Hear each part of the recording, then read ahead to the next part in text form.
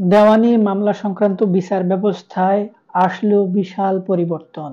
এখন থেকে যদি কোনো ভূমি মালিকের কাগজপত্র অর্থাৎ মালিকানা ঠিকঠাক থাকে, তাহলে তিনি তার ওই মালিকানাধীন সম্পত্তি মামলা ছাড়াই ভোগ দখলে যেতে পারবেন। সহযোগিতা করবে আদালত কিংবা প্রশাসন।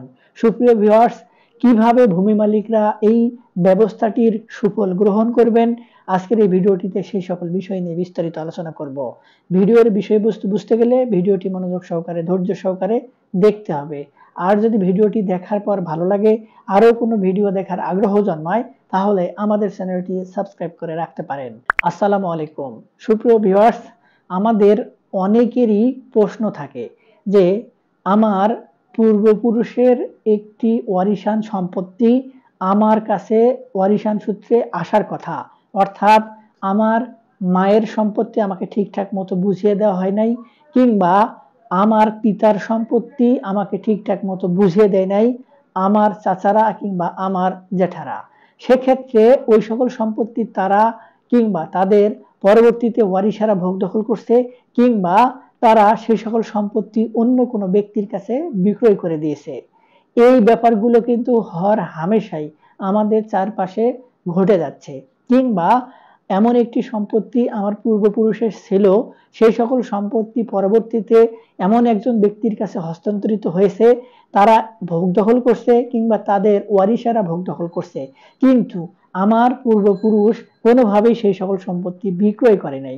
এখনো তার নামে দলিল খতিয়ান রয়েছে, কিংবা তারা যে মালিক এটির যথেষ্ট প্রমাণ আমাদের কাছে রয়েছে, কিন্তু তারা দীর্ঘদিন ধরে ভোগ দখল করছে, যার কারণে আমরা সম্পত্তিতে কিভাবে ভোগ দখলে যাব এটি বুঝতে পারছি না।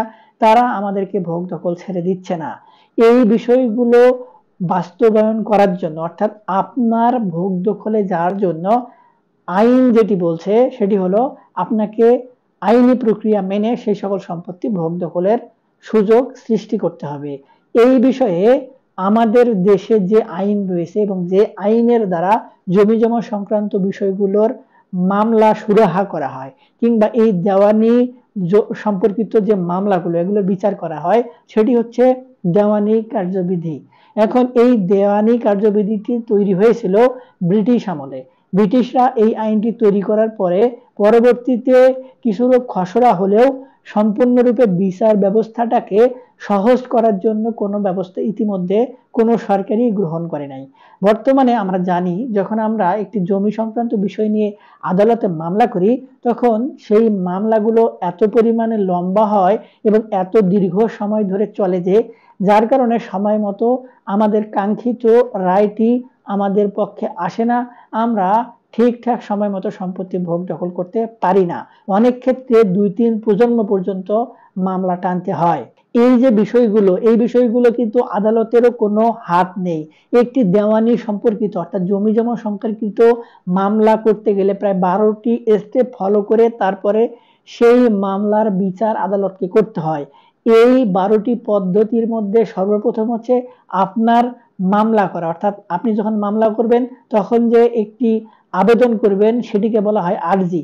তারপরে সেই আরজিকে আমলে নিয়ে পরবর্তীতে যাকে বাদী করবেন তাকে আদালত থেকে সমন পাঠাতে হয়। তারপরে তাদের কি ডকুমেন্ট রয়েছে তারা সেগুলো উপস্থাপন করে।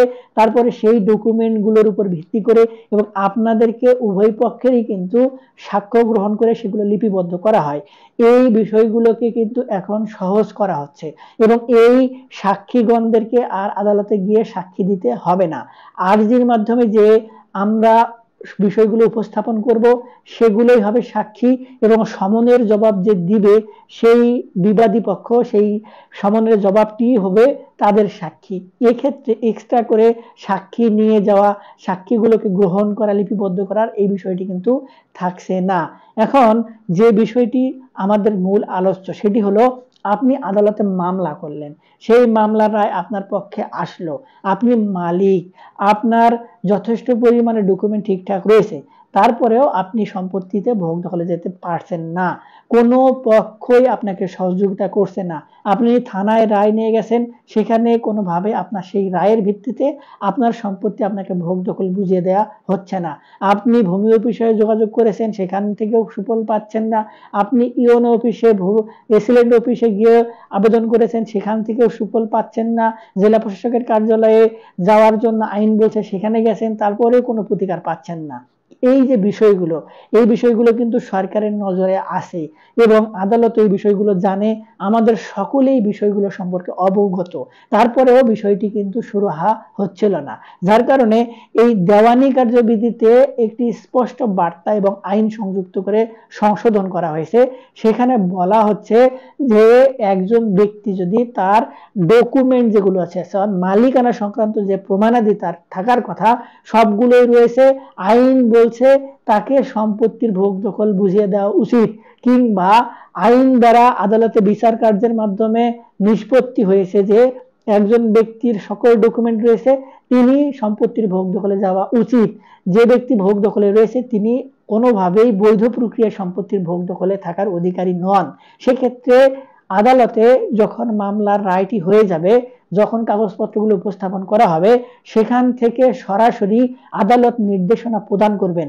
যদি প্রযোজ্য মনে করেন তাহলে আইন প্রয়োগকারী যে সংস্থা রয়েছে, অর্থাৎ পুলিশ প্রশাসন রয়েছে, কিংবা অন্য কোনো যদি আইন প্রয়োগকারী সংস্থার প্রয়োজন হয় তাদের নির্দেশনা প্রদান করবেন, কিংবা যদি প্রয়োজন মনে করেন নির্বাহী ম্যাজিস্ট্রেট নিয়োগ প্রদান করবেন, কিংবা প্রযোজ্য ক্ষেত্রে ডিসি অফিসকে নির্দেশনা প্রদান করবেন, কিংবা প্রযোজ্য ক্ষেত্রে ভূমি মালিককে ডেকে আদালতে জিজ্ঞেস করবেন যে আপনি কেন ভোগ দখল ছাড়ছেন না।